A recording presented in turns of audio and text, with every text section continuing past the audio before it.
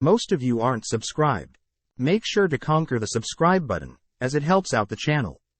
Without further ado, in a gorgeous green forest, a lonely knight wakes up from his nap, unable to remember how he got there, and who he is.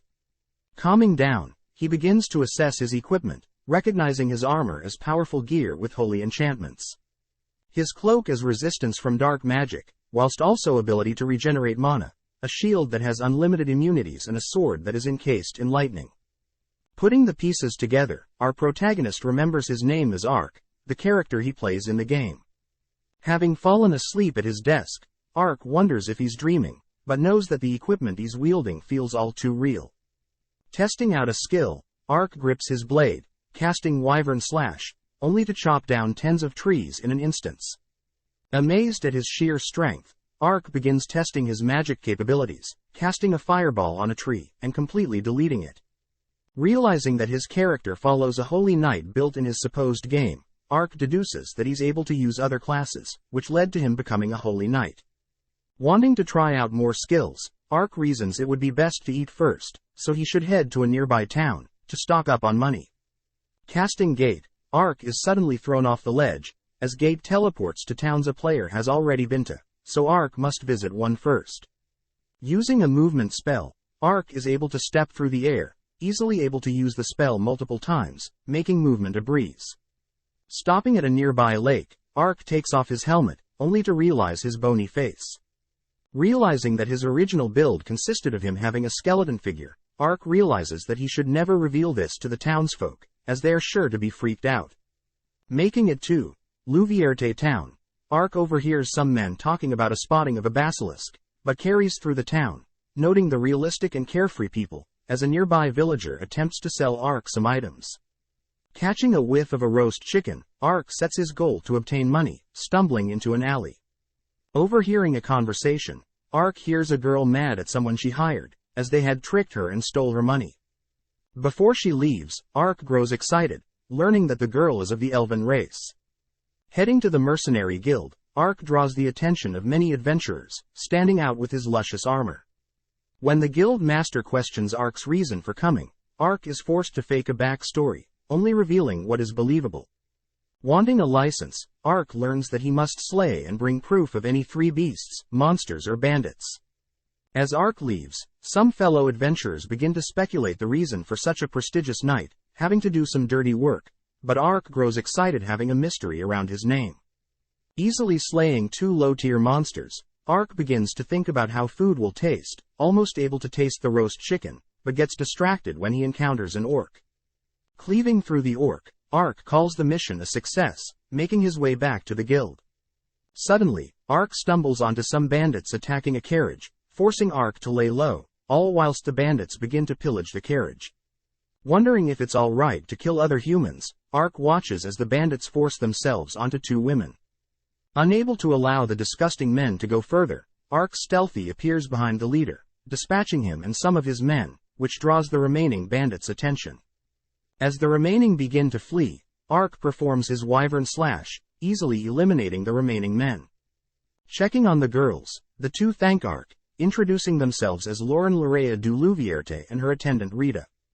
Asking about the reason for Ark wandering the forest, Ark is forced to make up a backstory in his head, about how he is a holy knight cursed with a skeleton body, and is on an adventure to break the curse.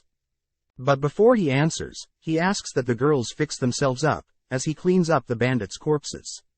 Noting that it's unethical to slay other humans, Ark begins to burn the corpses, not wanting to leave any traces, but can't help feeling no remorse for taking another's life, believing the men got what they deserved. Checking out the bandits' loot, Ark realizes it's a great opportunity to take the bandits' money, surmising that it would be a good start to his adventure. Happy to see the girls have changed Ark accompanies to 2 to where they are heading, all whilst Lauren stares at Ark. Chatting with Rita, Rita thanks Ark for helping her, wanting to know Ark's name. Beginning to fabricate a backstory, Ark impresses both ladies, only to part ways as he returns to the guild. Placing the corpses on table, Ark impresses the guild, having not expected him to slay creatures and acquire his license so quickly. Realizing that Ark had forgotten to remove a runestone in the orc he slain, Ark learns that runestones are valuable, able to be sold, and be used for crafting. Given his official license, Ark learns that quests will be posted on frequently. Sadly, there are no interesting quests, and Ark will have to look elsewhere for tougher challenges. Resting for the day, Ark has a feast brought up to his room, where he is finally able to remove his helmet and enjoy the food in peace.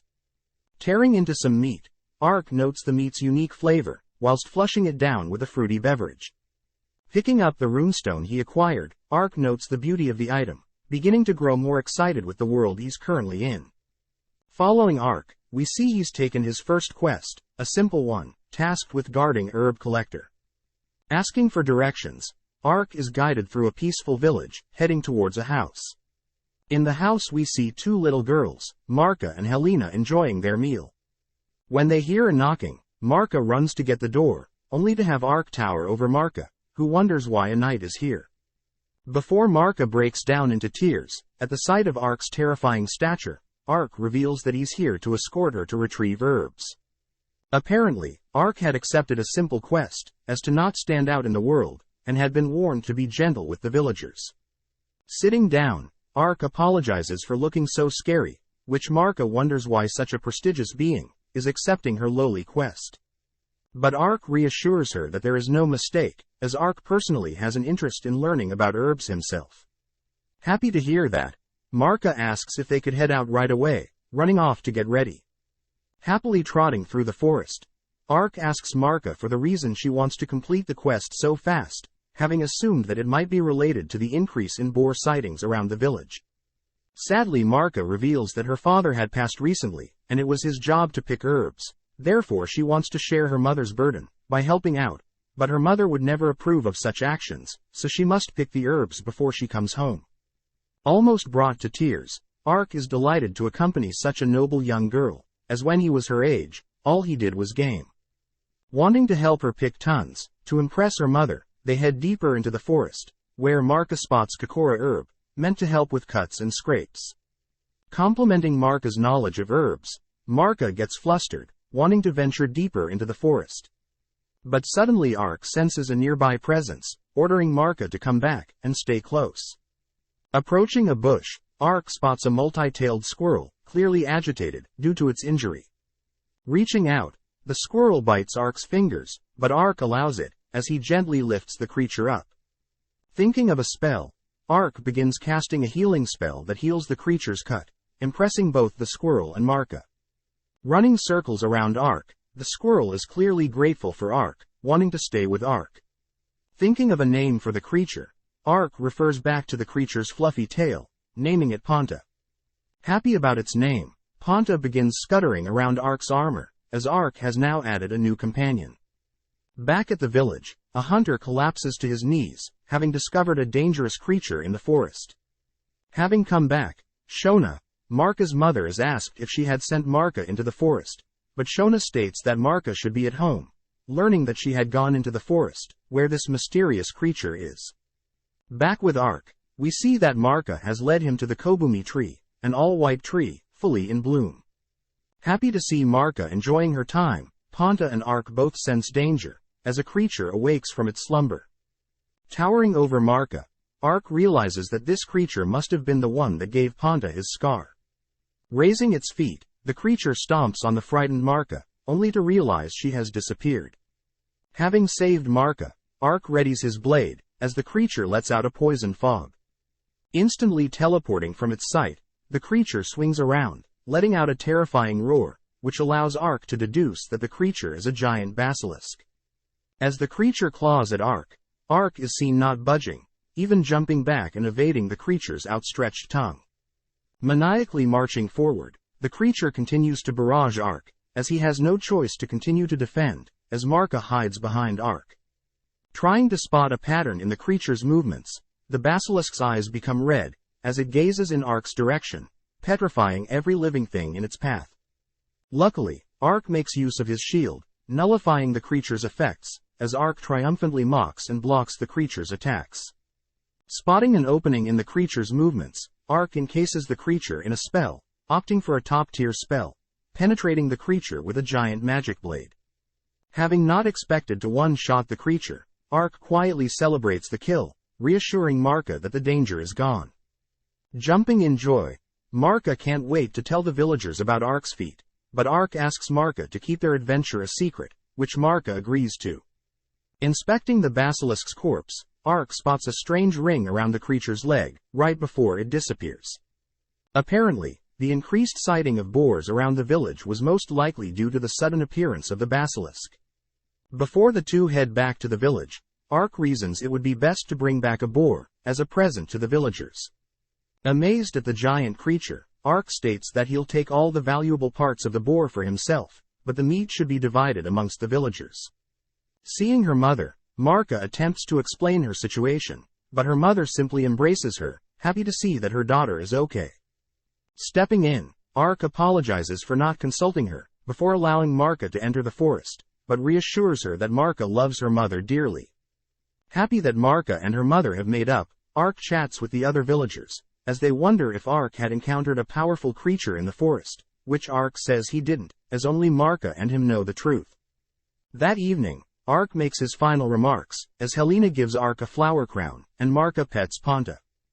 Before Ark departs, he reassures Marka that their paths will cross one day. That night, we witnessed hundreds of soldiers rally together to slay another giant basilisk, suffering 15 casualties and 38 wounded.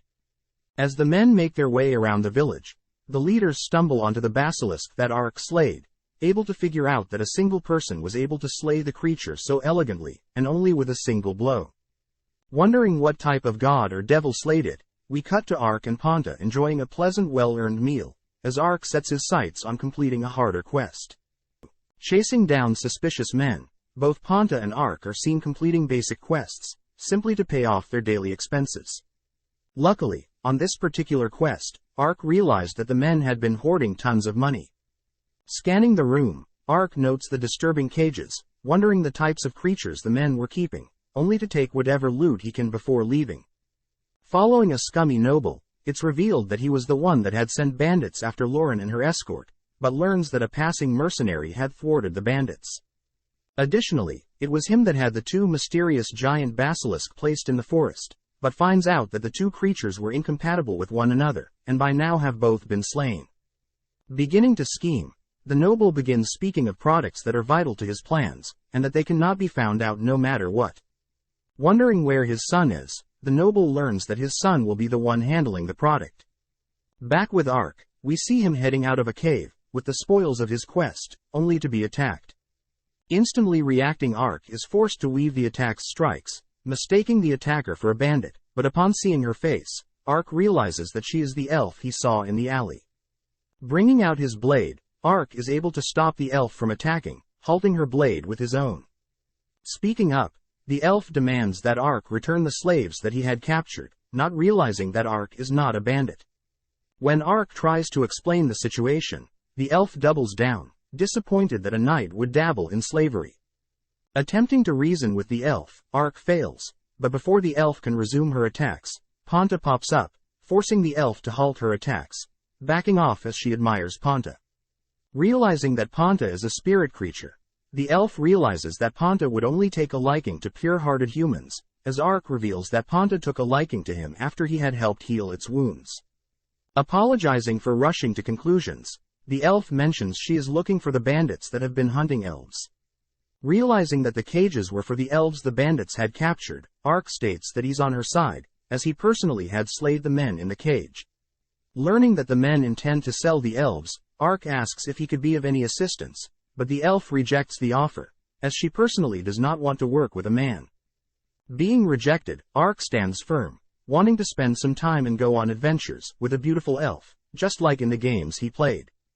Heading to dinner, Ark and Ponta stuff themselves, as Ark regrets not asking the elf for her name, now setting his sights on something else. The next day, Ark makes his way to the elven forest, wanting to speak with other elves for himself. Suddenly Ponta begins acting strange, only for Ark to hear distant screaming, happy that he's found a clue regarding the elves being captured. As a single girl, desperately running from her captives, she unfortunately trips, being recaptured, as we lay eyes on Udolin, the noble's son. Staring daggers at Udolin, the bratty noble begins to torture the girl, only to have her placed back in the cage, all whilst Ark observes from afar.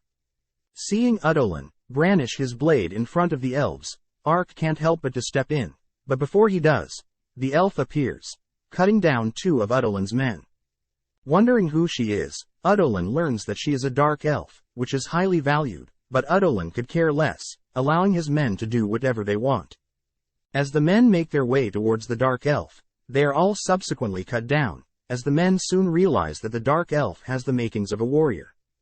With every slash, the dark elf easily makes her way closer towards the captured elves, all whilst Ark grows more and more impressed, as she is clearly strong. Suddenly, Udolin calls out to the dark elf, ordering her to not move, as he's now using the slaves as hostages. Calling out Udolin's cowardness for using others as slaves, the dark elf is ultimately unable to do anything, as the men begin ravaging her. Slowly the dark elf begins to shed tears, but Ark makes his triumphant entrance, appearing behind Udolin. Ark smashes Udolin into a tree, putting him to sleep, which frees the dark elf. Working together the two clean up the remaining men. Happy to see that the girls are okay, the dark elf looks for a way to free them, realizing that she needs a key. Not wanting Ark's help anymore, Ark ignores the dark elf's wishes, as he rips the lock of the cage, greeting the frightened children. As the girls rush to the dark elf in relief, she realizes that the girls had been trapped with a cursed collar, meant to prevent elves from using their spirit magic. Inspecting the item, Ark uses a curse-breaking spell, easily destroying the collars, whilst also healing any wounds the girls had. Amazed at Ark's nonchalant spellcasting, the dark elf watches as the children cling to Ark, all whilst he plays with the children. Suddenly a bird lands on the dark elf, only for the dark elf to begin speaking to it, asking for reinforcements to help guide the girls back to safety. Giving the bird directions, the elf sends the bird on its way. Wondering what type of creature that bird was, the dark elf reveals that it's a whispering fowl, able to remember and communicate messages between other elves, which impresses both Ponta and Ark. As several elves arrive to take the children back, Ark promises the girls that he'll come to their aid, sending them off with a pleasant feeling. Wondering who Ark is, and how he's able to teleport, Ark introduces himself and Ponta, prompting the dark elf to introduce herself as Ariane Glennis Maple, an elven warrior. Thanking Ark for the help, they are interrupted, as a whispering fowl appears, only to relay a message to Ariane. Giving Ariane her next mission, Ariane asks if Ark would assist her, as she wants to hire Ark for their next mission. Wondering why Ariane has changed her mind, Ariane states that she has seen Ark's potential, and is willing to trust him moving forward.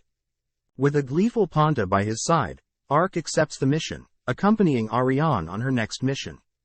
Sticking together, Ark transports both himself and Ariane onto a lookout point, impressing Ariane as she knows this transportation ability will be very useful later on. Before the sun sets, the two make their way to the town of Diento, where Ariane plans to meet with a fellow elf. Learning that they'll be chatting with Donka, Ariane's acquaintance, Ark begins to wonder what this Donka character will look like. Turning around, Ark and Ponta are both frightened by a stern-looking elf, not expecting Donka to look so frightening. As Ark is introduced to Donka, Ark remains speechless, only for the three to relocate to a tavern. When Ark is offered food, Ark nonchalantly refuses the food, knowing that he will have to take his helmet off, and that his true appearance will frighten the two elves. Officially learning Donka's full name and that he's also an elven warrior, Ark notes how Ariane and Donka share a word maple in both their names. Ariane explains that elven names consist of their given name, the name of the parent of the same gender, and finally their village name. This would mean both Ariane and Donka originate from the same village. Trying to get to know Donka, Ark is ignored, as Donka begins tasting and admiring the delicious skewers and the delectable beverage. Stepping in, Ariane explains that Ark is no ordinary mercenary, as he's capable of teleportation. Just then, Ponta pops out, which Donka now realizes that Ark is no joke, able to cast a powerful spell and be trusted by a rare spiritual creature. Getting down to business, Ariane asks if Donka knows about the whereabouts of the captured elves, which Donka replies that they are located in the entertainment district, meaning it would be best to start the rescue at night. With time to spare, Ark says he'll return in an hour, having some errands to run, heading out, with Ponta following close behind. Now alone, Donka shows his surprise, as Ariane had never trusted an outsider before, asking about her reasons for trusting Ark. Ariane mentions how without Arc, she herself would have been captured, due to her inexperience. Bringing up her older sister, Ariane begins to lament, knowing she'll never be as great as her sister, but Donka cheers her up, as he knows that for her age, she has done admirable stuff. Following Arc, we see him grateful to have acquired extra cash, now able to purchase the town's most renowned food. Hiding in an alley, Arc and Ponta begin devouring the delicious meal, knowing that they might have to wait a while before they get another chance to eat. Cutting to a cage, we see several men waiting outside a cage, housing 4 elf girls. When one of the girls speaks up, the men simply laugh in their faces. With night coming, the 3 regroup, starting the mission, all whilst a mysterious person follows from behind. Having made it to the back of their destination, they realize that there are still lots of guards protecting the flank. Reasoning that they shouldn't draw any attention, and that they can slaughter the men after they rescue the girls, Ariane wonders if Arc could teleport them into an elevated window.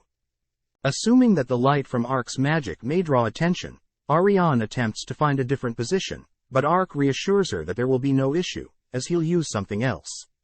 Stepping through the air, Arc immediately relocates their group onto a rooftop, impressing both Ariane and Donka. Opening the window, Ariane pops her head through the window, signaling that it's okay to enter. Squeezing her way through the window, Arc and Donka avert their eyes, as Ariane slowly wiggles her way into the room. Choosing a different route, Arc uses his movement ability to relocate him and Donka into the room, which Ariane becomes embarrassed, having struggled to get in herself. Making their way through the upper floor of the house, the 3 stumble into a room, shocked to see 2 men dead, having their necks cut wide open. Observing the blood, the 3 realize that the blood is still fresh, meaning that there are other people here. Knowing that they might not have enough time, the 3 decide to split up, all promising to be careful. Relocating throughout the floor, Arc makes his way stealthily into a room, observing once again countless men dead, but suddenly several kunais are thrown in his direction. Realizing that they were distractions, Arc is suddenly attacked, forced to go on the defensive as the attacker tries several slashes and stabs, each with little effect. Putting space between Arc, the attacker is completely illuminated by the moonlight, allowing Arc to realize that the attacker is a human ninja hybrid. Questioning Arc on how he knows she is a ninja, Arc wonders how he's going to explain how he knows, but suddenly Ponta appears, which puts the ninja at ease. Sheathing her blade, the ninja apologizes for the misunderstanding, only to reveal that she's not here to save the elves, but couldn't find what she was looking for. Tossing Arc documents, the ninja states that the map will help guide Arc to where the elves are, only to toss Ponta some food. Before leaving, as an apology, the ninja tells Arc that she knows that a noble in the town has custody of 2 other elven captures. Before Arc can ask for her name, the ninja disappears, leaving Arc to begin reading the documents. Regrouping with the others, Arc tells them about how there are slaves in the basement, and that there are 2 others elsewhere. Suddenly the gang are interrupted, knowing that they must act fast if they want to rescue the elves in the basement. Igniting her blade, Ariane cuts down the men, as the 3 make their ways to the basement. Upon arriving, Arc pries open the bars, allowing the girls to rush to Ariane's side. With business done, Arc teleports everyone to safety, far away from the building. Applying his curse-breaking skill, Arc dismantles the necklaces restraining the girls, which impresses Donka, knowing a curse-breaking spell is very advanced. Looking after the girls, Donka reasons that Arc and Ariane should act immediately, prompting the 2 to begin making their way to the noble's manor. Following the master of the manor, we see him teasing his 2 captured elven slaves, beginning to perform devious acts on them. Making his way towards the mansion, Arc carries Ariane like a princess, asking for directions, only to be pointed towards the highest place of the manor. Having quietly made it onto the top of the manor, the 2 are unfortunately spotted, asked to come quietly. Having other ideas, Arc slashes a nearby bell, using it as cover, as the 2 head deeper into the mansion. Comedically standing as a statue, Arc is able to hide from the guards roaming the manor, swiftly heading to the master chambers to rescue the 2 elves. Following the master Triton, he's distracted from his devious foreplay with the elven girls, when his butler runs to alert him of intruders. Before Triton can learn about the intruders, his door is smashed, as Ariane and Arc make their entrance. Refusing to allow intruders into his domain, Triton attempts to kick them out, but Ariane plants her leg into the man's crotch, putting him out for good. Knowing what might come if he tries to fight, Triton's son attempts to flee, but Arc cuts him off, scaring him to sleep. Having used too much strength, Arc realizes that one of the walls was fake, concealing something behind it. Checking up on Ariane, we see her continue to punish the disgusting Triton, reasoning that since he had broken a treaty and captured some elves, he deserves all the punishment he can get. Giving the two elves a chance to rough up Triton, Ponta and Arc can't help but stand and watch. Suddenly Triton's knights arrive, rushing in to rescue their master. Leaving the men to Ariane, Ariane infuses her blade with flames, easily gliding past the men, as they each fall. Turning to the girls, Ariane orders them to get to safety and find Donka. Back with Arc, we see him greedily stuff bars of gold into his bag, as Ponta watches on. Suddenly Ariane interrupts, forcing Arc to come up with an idea. Arc racks Ariane's brain, asking her what would be the best thing to do with the gold in this room. Adding on, Arc states that depriving evildoers of funds to do their evil bidding would be the best, and this is enough to trick Ariane, to allow Arc to take all the gold. Suddenly the two hear explosions all throughout the manor, forcing the two to teleport to safety. Thinking back, Arc deduces that the explosions must be the work of the ninja, but can't be sure, as he confirms that he's completed his mission asked off by Ariane. Receiving his payment for helping her, Ariane wonders what Arc will do now, asking if Arc would like to visit her village, and continue to help her free other captured slaves. Internally, Arc can't be any happier, but calms himself as he knows he's still an outsider. Learning that he must meet with the leader of the elves, Arc seems hesitant, making Ariane believe that Arc does not trust her. But Arc reveals that he is unable to remove his armor, afraid of what others may do if they were to see his true form. Standing firm, Ariane promises to always trust Arc, which makes Arc finally show his face to Ariane. Shocked at first, Ariane wonders the reason for such a look, which Arc fabricates a backstory, explaining that he was brought to this world having no memory, and cursed with this skeleton body. Reasoning that undead aren't able to use light magic like Arc, and that Ponta wouldn't be attracted to evil beings, Ariane believes that Arc is a trustworthy person, no matter his looks. Seeing Ariane accept his true form, Arc agrees to accompany her, to meet with the elders, and to be permanently tasked with saving other captured elves. Following the king of the Rowan kingdom, we see him speaking to his two sons, the oldest Sect and the youngest Dekares, and the princess, Uriarna. Wondering about the sudden increase in tension between humans and elves, the eldest son speaks up, accusing Triton of capturing elves, but the second son defends Triton, forcing the king to step in before things get heated. Knowing that their relations with the elves is crucial, as they have superior magic and help with a lot of agriculture and resources, the king has his sons and daughter begin to investigate the cause of the increased tension. Back with Arc, we see him following close behind Ariane, wondering why there is no sign of a clearing in the forest they're in.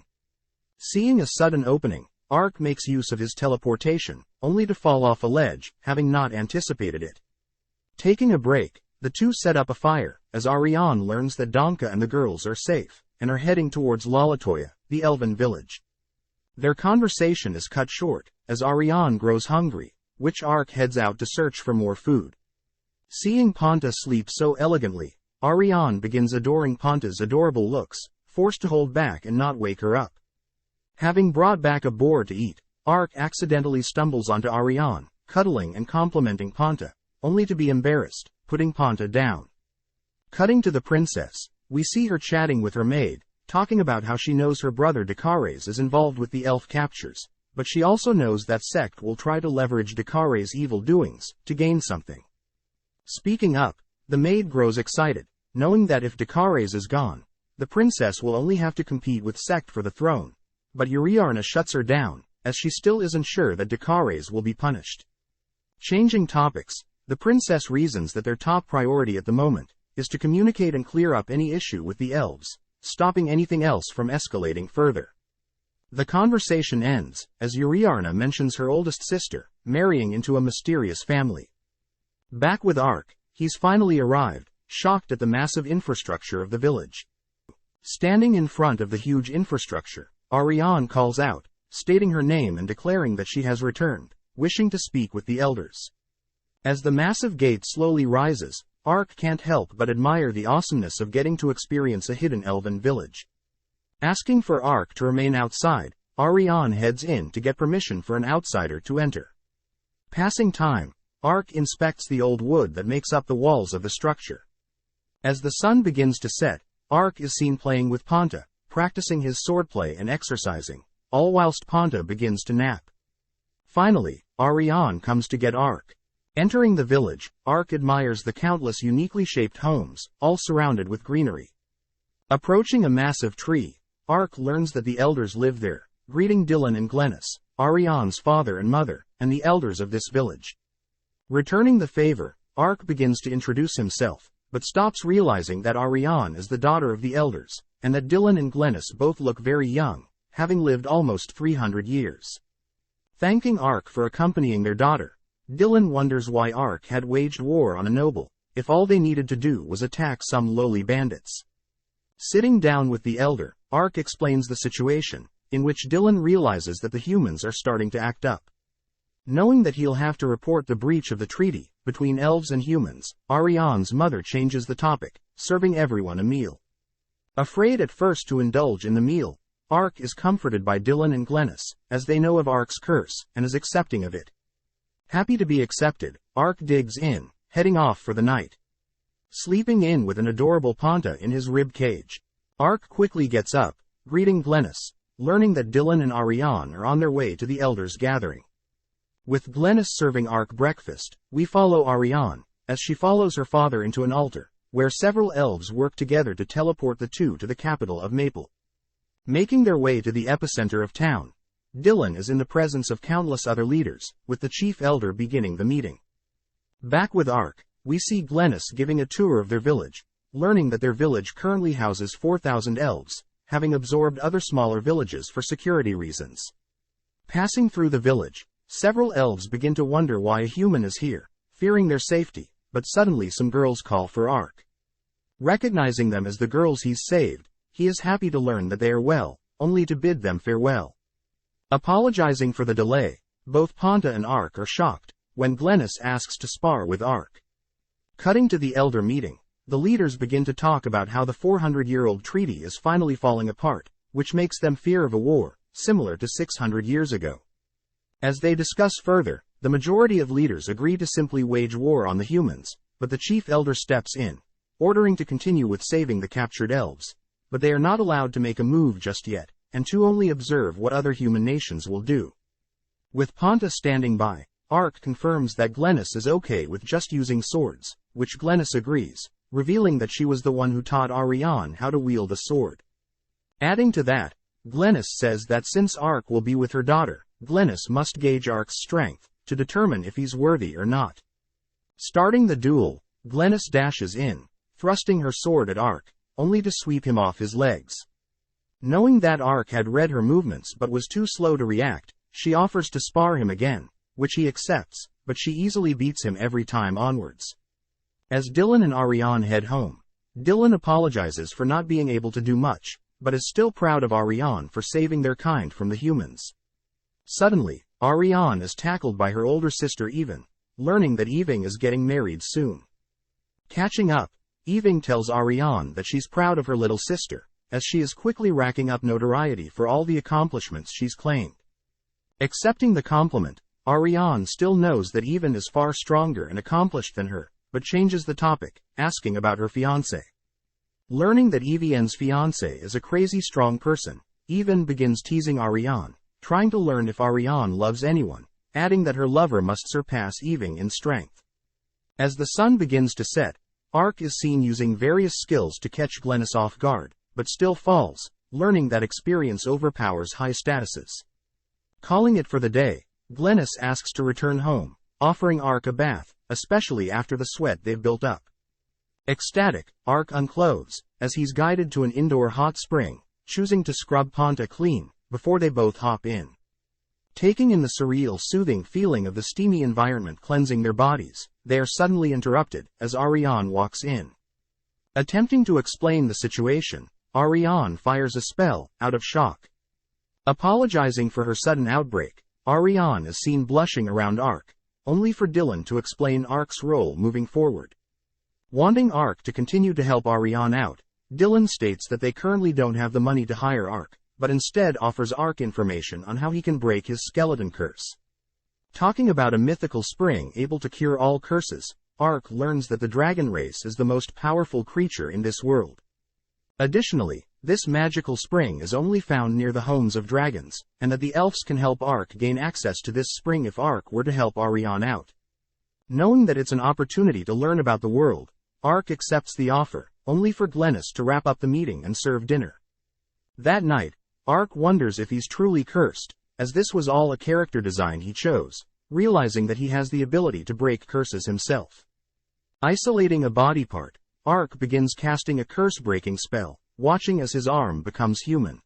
With each cast of the uncursed spell, Arc is sad to see that his human arm simply reverts back to its skeleton form every time.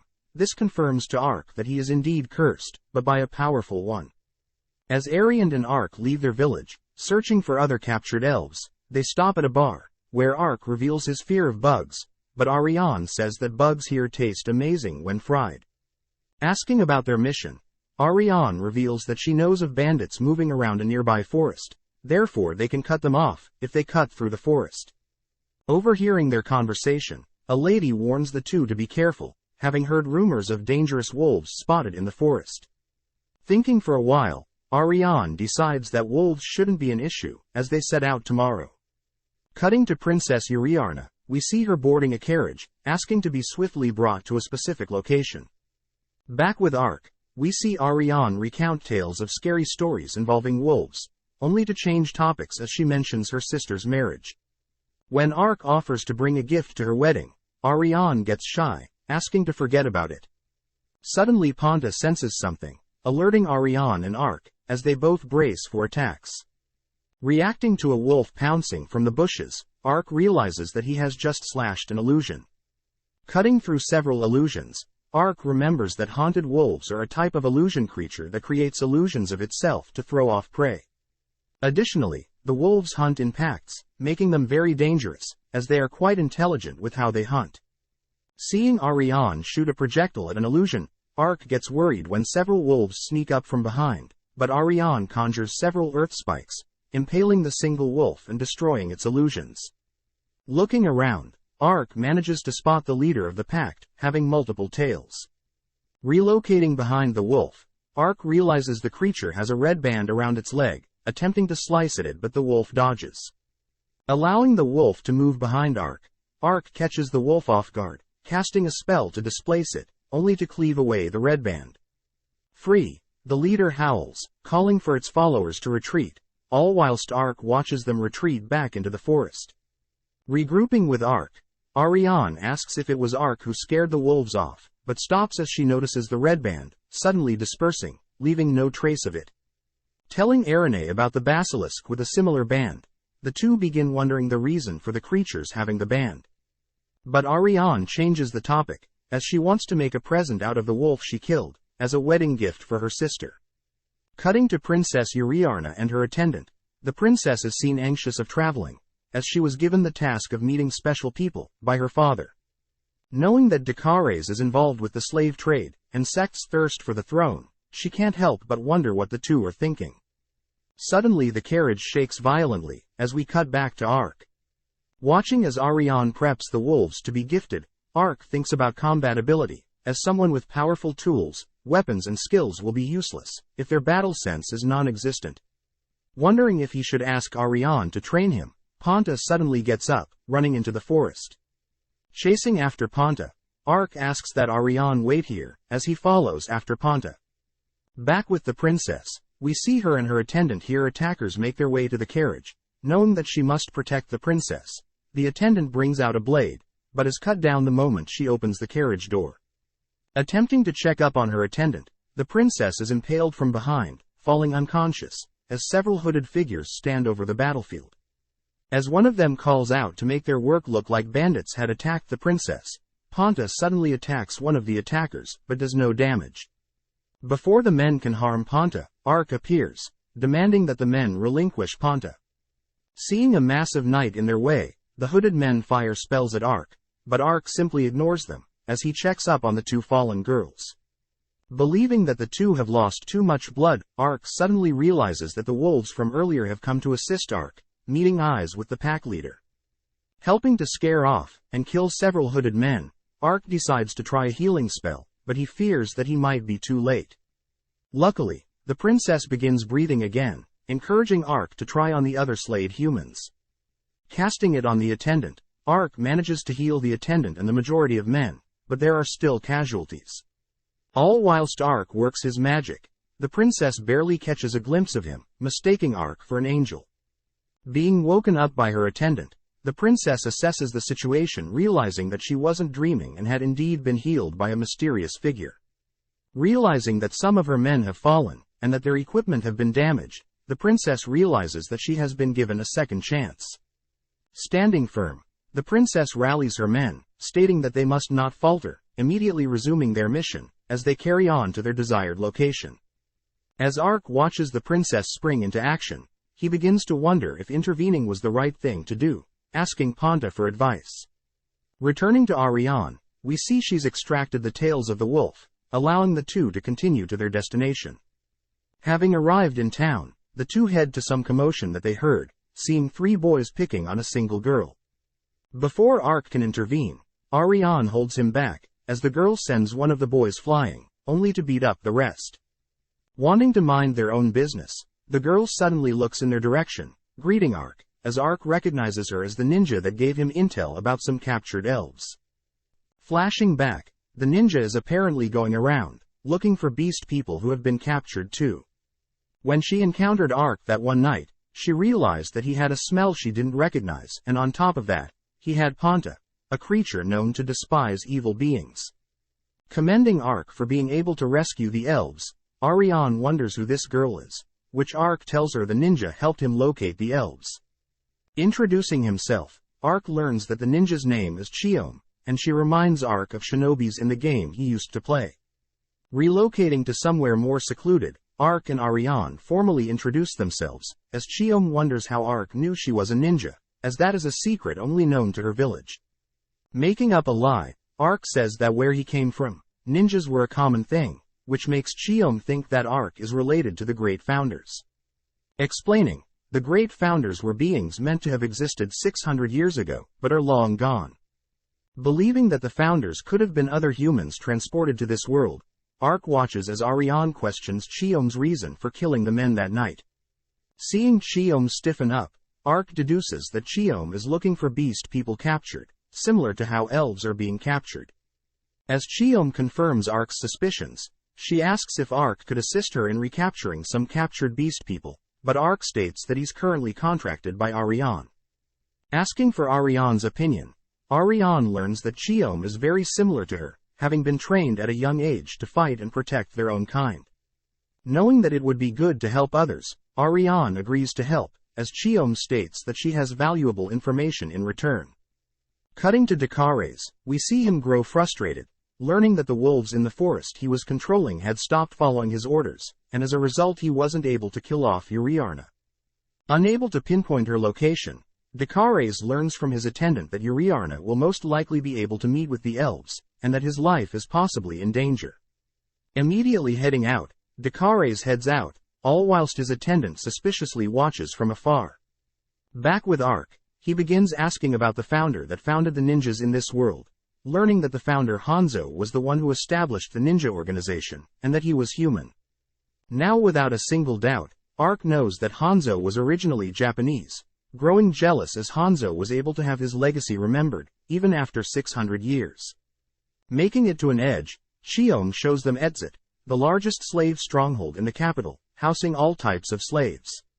Wanting to attack the stronghold tonight, Chiome grips her fist, as she knows that she can't save everyone.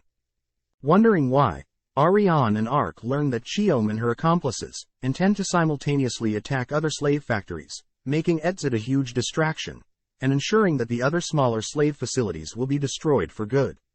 Hearing Chiome's resolve, Ark and Ariane offer to help, but Chiome denies this, not wanting them to die, but Ark reveals his ability to teleport.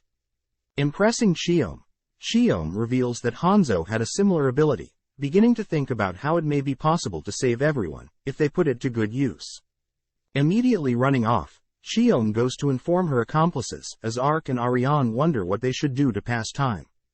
Heading to a bar, Arc and Ponta share a meal with Ariane, devouring the food, noting the unique flavors and food combinations. Explaining that all sorts of food exist here in the capital, Ariane offers Arc some mysterious skewered meat, which Arc notes their delicious taste.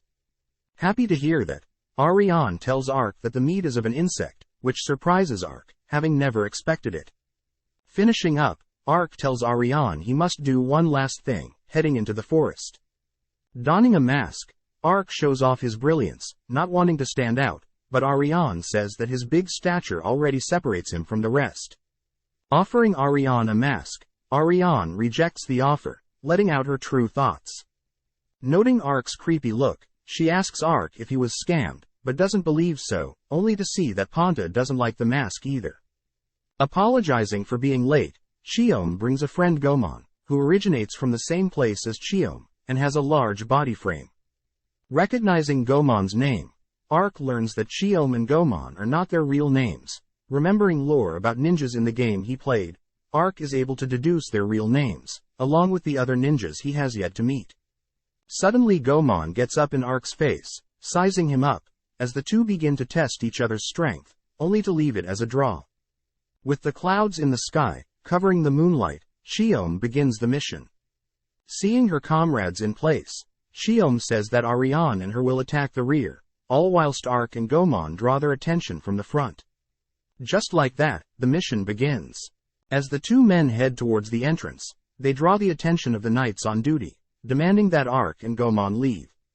Ignoring the knight's warning, Gomon casts an earth protection spell, only for Gomon and Arc to charge into the entrance of the stronghold, easily breaking through. Having drawn the attention of the knights on duty, Arc silences the knights insulting his friend, as Gomon continues to fortify his body, taking little to no damage. Advancing forwards, Arc declares that he will not stop until he tears the stronghold open, checking if Gomon is on board with his plan. Thinking of ways to draw more attention, Arc begins casting an earth spell, scaring the knights, as such a strong figure is also able to wield magic. Laughing maniacally, Arc hedges Gomon on, prompting Gomon to follow up with an earth spell of his own, several spikes that displace the knights. As the two get fired up, they accidentally fuse their magic together, causing their earth spike spell to bleed across the stronghold. Luckily, this allows the girls to sneak in from behind, with no issues. Learning that Edsad Market, and other slave markets are being attacked, Prince Dakare's orders for reinforcement, wondering why such a thing is happening now of all times. Knowing that Arc and Gomon have drawn all attention from the guards, Shiome and Ariane stop at a door, easily lock-picking it, as they venture deeper into the stronghold. At the same time, other ninjas begin their mission. Allowing several guards to pass, Shiome and Ariane run through the hallways, but Ponta alerts the two, as several guards approach. Conjuring her ninjutsu, Shiome slaughters the men, but this only draws more attention. Stepping up, Ariane ignites her blade, incinerating the men, as they continue deeper down the hallways. Having fought their way down spiral stairs, they finally reach the cells, where Shiome announces to the captives that she is here to rescue everyone. Setting them free, Shiome orders the beast people to help set others free, else they're to help fight. Seeing several guards funneling down the stairs, Ariane dashes forward to hold them off, as Shiome continues to free everyone. Back on the surface, due to Arc's and Gomon's outrageous magic, they are both buried under rubble, but Arc is seen digging himself free. Checking on Gomon, Arc is impressed, as Gomon had fortified his body, preventing any injuries. Surveying the area, they both agree that their job here is done, meeting up with the others. Learning that Ariane and Shiome have managed to free all the slaves underground, and have placed them in a safe place, they reason that they should sweep the grounds, in case there are other beast people locked up. Asking Arc to help the girls, Gomon holds his current position, in case of any emergencies. Fighting their way to the highest point of the stronghold, they realize there is a hidden passage, which luckily has other beast people locked up. Happy to free countless others, Shiome halts at a certain cage, as she realizes that she was too late for some people. Seeing Chiome in pain at the loss of several lives, Arc is forced to remind Chiome of their current mission. As Gomon continues to distract the men, Arc begins working his magic, continuously teleporting groups of captured to safety, learning from Chiome that other smaller facilities have been raided, only to return to Gomon. Seeing a beat-up Gomon, Arc becomes enraged, as the two combine their magic to completely eradicate the disgusting facility. From afar, the two girls stand in amazement, seeing the aftermath of their raid, only to realize that Arc and Gomon have returned, with all the corpses of the deceased beast people. Setting their bodies ablaze, the gang watches as the spirits of the fallen dance in the night sky, happy to be free, all whilst Chiome apologizes for being too late, and that she will get stronger. Cutting to Dakares, we see him throw a tantrum, awaiting news on the slave facilities. As he attempts to head to check on the outcome of battle, Dakares is suddenly killed by his attendant, allowing Sect to enter the room. As the attendant hands Sect jewelry belonging to Yuriarna, Sect states that this will be enough to pin Yuriarna's disappearance on Dakares, guaranteeing Sect is handed the throne. Confirming that her people have been successful on their ends of the mission, Chiome thanks Ariane and Arc, only for Gomon to begin wrestling Arc.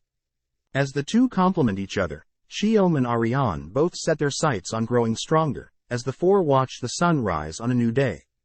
As the four travel through a canal, Chiome states that she'll be heading to the hidden ninja village, but first she'll give them the information they had asked for. Following Princess Yuriarna, we see her ecstatic to see her sister, jumping into her arms, as her sister is grateful that Yuriarna is alive. But Yuriarna becomes shocked, as she learns that Dakares was killed, having been found out to be the one that attempted to murder her. Realizing that Sect is now king, Yuriarna grows suspicious, as everything had worked out in Sect's favor. As her older sister wants to announce Yuriarna's survival, Yuriarna states that her survival should be kept a secret for now, as it may prove useful in the future, wanting to see how Sect will act when he's king, and when he learns that Yuriarna is still alive. Parting ways with Chiome and Gomon, Ariane reports what she has been up to the elders, as Arc and Ariane make their way to the next location. Apparently, they must head to the Holy Empire of Revlon, which Arc notices Ariane has a stern demeanor after hearing that name. Listening in on a conversation between the Emperor of Revlon and his informer, the Emperor is pleased to hear that Princess Yuriarna is reported dead. But the red bands that he had provided had little to no use, as Dakares is now dead, speculating if a mysterious assailant is thwarting their plans. Trekking along a sandy terrain heading to the holy capital, Ariane and Arc realize the abundance of wyverns swarming the skies, which makes using their own whispering fowls to communicate not an option. Dropping into a ditch, Arc begins conjuring mid-tier lightning spells, which ends up clearing the skies, as it scares away the wyverns. The only issue is that he hit Ariane and Ponta accidentally. Stopping at a bar, Arc apologizes, as he will give the gang a heads up next time he uses a powerful spell. Changing topics, Ariane shows Arc the route they'll be taking to head to the Empire, but Arc notices Ariane's sad expression, learning that enslaving elves in the Empire is not considered illegal, meaning Ariane will have to be cautious of her surroundings. Suddenly an elf by the name of Karsi introduces himself, asking if Arc was the one who scared off the wyverns earlier, but Ariane rushes to wrap Karsi up, fearing that a fellow elf may be in danger around humans. But the human bartender warmly greets Karsi, followed by several other men asking for Karsi to join them for a meal, which surprises Ariane. Sitting down, Karsi deduces that Ariane is a dark elf, only to state that humans and elves can coexist in peace, which triggers Ariane, as she talks about how humans for years have been capturing and torturing their kind. Karsi calms Ariane down, as he points out how she is currently traveling with a human Arc and Ponta, who are non-elves, which proves Karsi's point. Butting in, Arc wonders Karsi's reason for calling them over, learning that Karsi loves studying all types of creatures, but due to the creatures' dangerous tendencies, Karsi would like Arc and Ariane to help him study them. Refusing at first, Ariane eventually gives in, as Karsi offers to guide them to the Empire and that he'll provide them with intel on different sorts of creatures he's discovered. Agreeing to meet up in the morning, Arc pays for a room, giving the lovely host extra gold, if it means he can bring food up to his room. Seeing Arc's lovely armor, the host gives Arc a barrel of booze, for Arc's kind gesture. Heading to their room, Ark begins pouring Ariane and himself the booze, as they both indulge in the delectable taste, all whilst Ponta nibbles on an apple. Suddenly, Ark freezes up, realizing that Ariane is drunk, having only taken a couple sips of the booze. Completely drunk, Ariane begins speaking her mind, as she pounces on Ark, who tries to defuse the situation, but Ariane overpowers him, all through the night. The next morning, Ariane tells Ark to forget what happened last night, as the lovely host teases Ariane and Ark. Apologizing for being late, Karsi tells them that his friend will be tagging along, teasing the two for making such a ruckus last night. With 2 carriages heading out, Ariane looks terrible, being hungover, motion sick, and surrounded by a potent smell in the carriages. Revealed to be goblin corpses, Karsi states that they'll be luring out a sandworm, and that the goblins will help. Trying to help out, Karsi's friend passes Ark some tea to help Ariane with her hangover, grinning to put Ariane at ease. Still, Ariane remains quiet, uncomfortable being around humans, other than Ark. Nonetheless, Ariane sips on the tea, which slowly rejuvenates her, turning to thank Karsi's friend, only to see his funny grin. Asking more about the sandworm, Ark learns that most worms are 4 to 5 meters in length. They rest during the day only to come out to hunt during evenings and night. They are weak to fire, therefore, since the purpose of their expedition is to study the worms, Karsi recommends refraining from fires, as they intend to capture them. Amazed by Karsi's knowledge of creatures, Ariane suddenly notices one of their carriages missing, attempting to warn the gang, only for a massive sandworm to appear. As the creature attempts to attack Karsi's friend, Ariane rushes to his aid, igniting her blade, but is stunned when her fire does little to no effect. As the worm attempts to devour Ariane, Ark steps in, halting the worm's advances. Signaling for Ariane to get everyone to safety, Ark is forced to stall the worm for the time being. When he learns that everyone is safe, Ark shows off his strength, picking up the creature, and slamming it onto the ground. Unknowingly, Ark had destroyed a red band, latched onto the worm. Wrapping up the creature, and bringing it back, Karsi thanks the two for their hard work, dreading what would have happened without them. Handing the two their rewards as promised, Ariane suddenly questions Karsi's reason for living with humans. With a confident smile, Karsi states that although he had once hated humans just like Ariane, he had grown to love them, as they are just as caring to outsiders just like himself, believing that one day humans and elves can coexist. Additionally, Karsi mentions how a human noble in a nearby town wedded an elf, which Ariane can't believe, accusing the human of forcing the elf's hand. But Karsi reassures her that they are happy together, forcing Ariane to contemplate. As Ark and Ariane head off towards the Empire, Ariane defends her thinking, as she personally doesn't consider Ark a human, hence why she can get along with him so well. Cutting to a hidden location, we see an informant from the Empire, talking with a tattooed man, cuddling 2 girls. Talking about a mysterious deal between the Empire and the tattooed man begins talking about how his pet is always hungry, guiding his gang towards a pit, only to feed his pet, one of the girls, all whilst everyone else helplessly watches. Having entered the Empire, the two realize that the whole Empire is packed with guards, meaning that they will draw too much attention if they both act up. Agreeing to split up, they begin searching for any sort of information they can, only to regroup later on. Spending time with Ponta, Ark takes a break as he begins recounting what he's learned. Rumors says that there have been noises coming from a certain building in this town. There have been increased sightings of creatures on the outskirts of towns, and that there have been people going missing lately. As the sun begins to set, Ark and Ponta head to where they will be meeting up with Ariane. In an alleyway, we see 3 men corner a helpless girl, threatening to do naughty things with her, but Ark intervenes as he restrains the men, only to put them out for good. Running to Ark's side, the girl clings to Ark, showing her gratitude, but unfortunately Ariane arrives, misunderstanding the situation, only to scare off the girl. As the two begin making their way through town, Ark can't help but wonder why Ariane is suddenly angry with him. Cutting to the tattooed man, we see him speaking with his underlings, all whilst a huge tiger guards the men. Knowing that they are of no use to him, he allows the tiger to devour the men, as the men cry out the tattooed man's name, Fumba. Heading towards the pit, Fumba talks to his mysterious pet, all whilst Ark and Ariane are coincidentally seen outside Fumba's stronghold. Having learned that elves had been spotted being brought to the stronghold before them, Ark reasons that they are most likely gone, but Ariane presses on, hoping that they'll at least be able to save some elves. Wanting to know how Ariane learned this information, Ariane fires back as she accuses Ark of spending time with other women, all whilst she was working. As the two sneak their way in, they both note the empty corridors, as there are no guards in sight. Heading to a dead end, Ariane reveals a hidden passage, making their way deeper into the stronghold. Immediately, the two smell the potent odor of the beast, only to spot two guards guarding a steel door. Using Ponta as a distraction, the two take out the men, only to pass through the massive door. Laying eyes on countless empty cells, they spot animal fur and the ever-growing stench of beast, as they walk deeper into passage.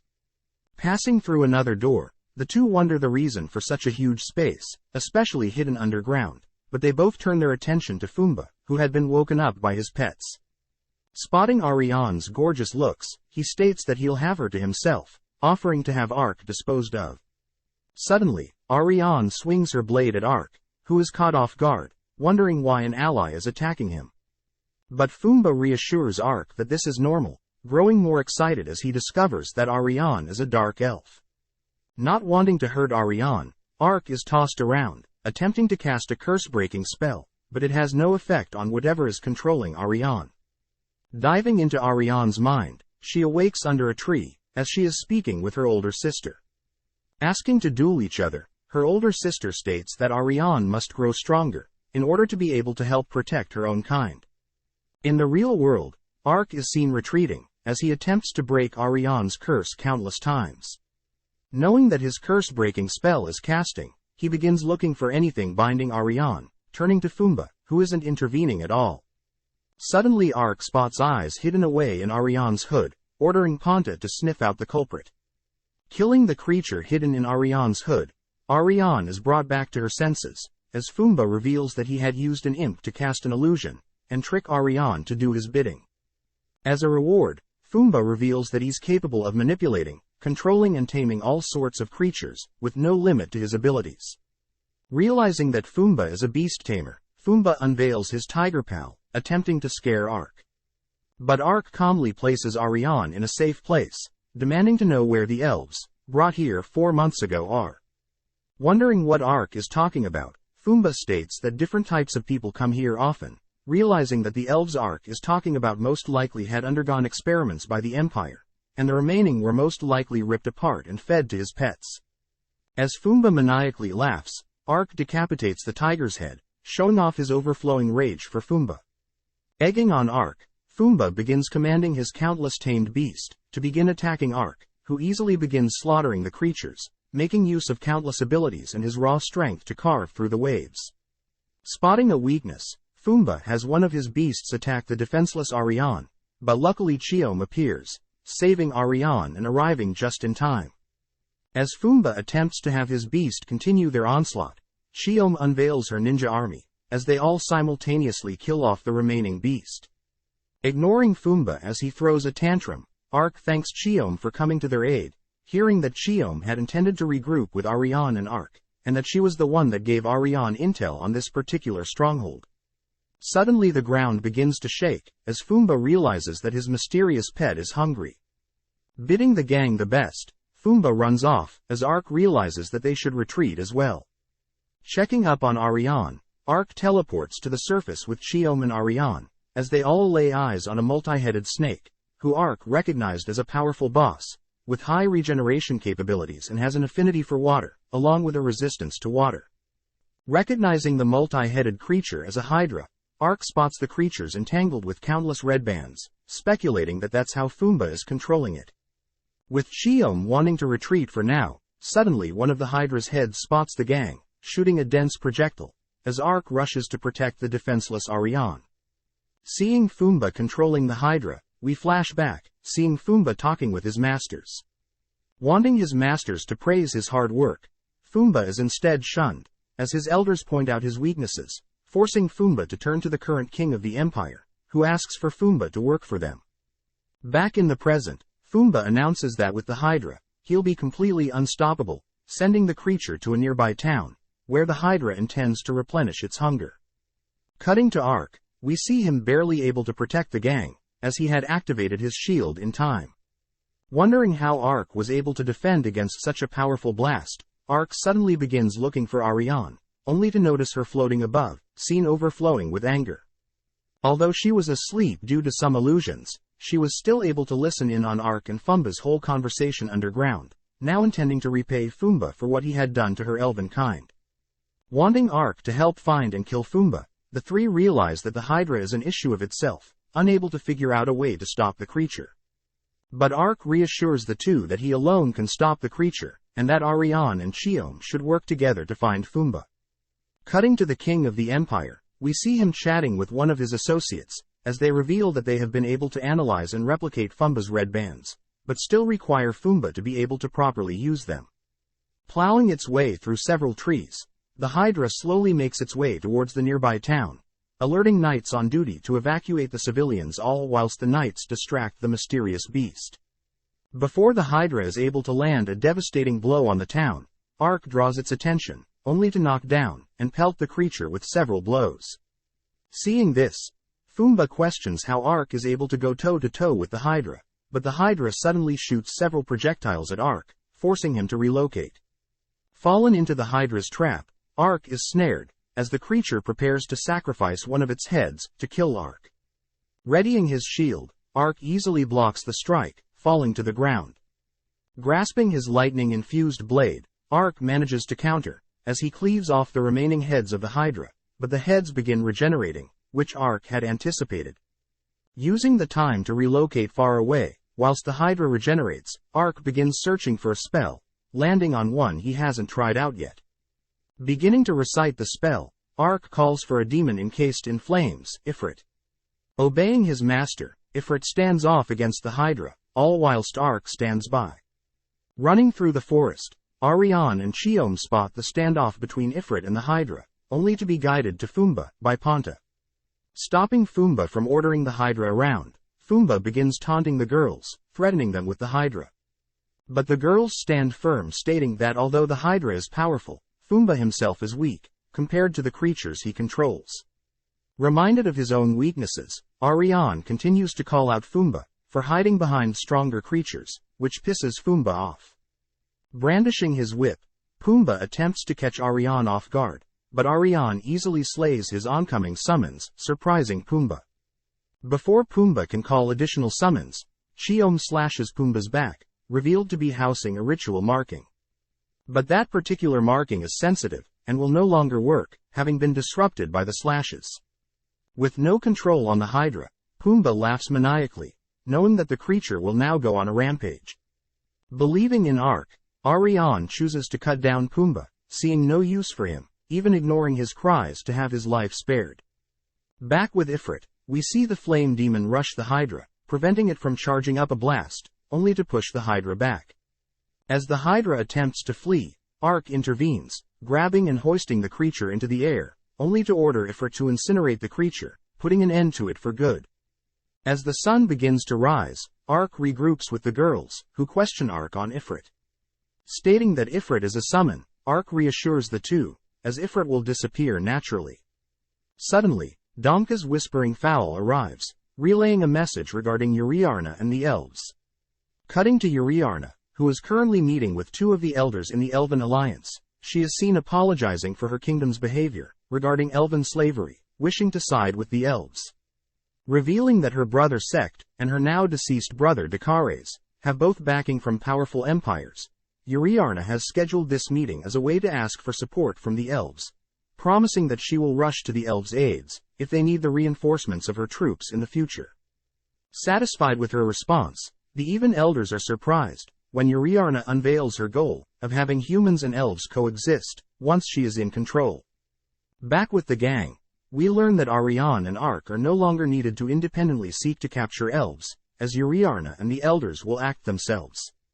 Thinking about how a future between elves and humans coexisting is approaching, we cut to Sect, who has just learned about Uriarna's survival, wondering how she survived. At the same time, Uriarna is seen wondering who was the angel who revived her, and the King of the Holy Empires is thinking about what type of monster was able to slay Pumbaa. The season ends with Ark showing his skeleton form to Chiom, as the three begin making plans to help break Ark's mysterious curse. Thanks for watching. Subscribe, like and comment.